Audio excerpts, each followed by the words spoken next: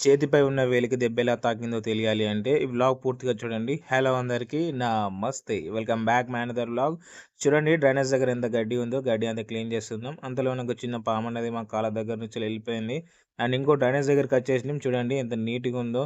So ఇంత నీట్‌గా పని చేస్తాం. లేట్ అయినా మంచిదే. నీట్‌గా పని చేస్తే మనకు కూడా హ్యాపీగా ఉంటది. అండ్ ఇంకో డ్రైనేజ్ దగ్గరికి వచ్చేసినాం. చూడండి మా ఎత్తు గడ్డి ఉంది. సో వర్షాల కారణంగా బాగా విపరీతమైన గడ్డి పెరుగుతుంది. ముళ్ళ చెట్టనేది విపరీతంగా పెరిగింది. దాన్ని కొట్టే క్రమంలో చూడండి ఆ వేలికనేది తాకింది.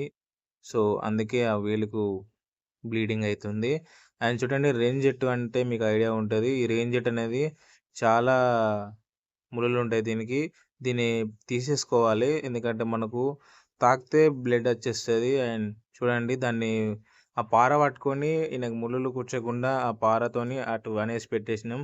ఈ 3 కొమ్మలను కొట్టేసి అవతలకి గిగ్గేసి పడేసినాం. ఎందుకంటే వచ్చే వాళ్ళకి, పోయే వాళ్ళకి తాగకుండా ఉంటది. సో, ఇంకో డ్రైనేజ్ దగ్గరికొచ్చేసినాం. రాళ్ళు పడినాయి. మా వోళ్ళు తీసేసిర్రు.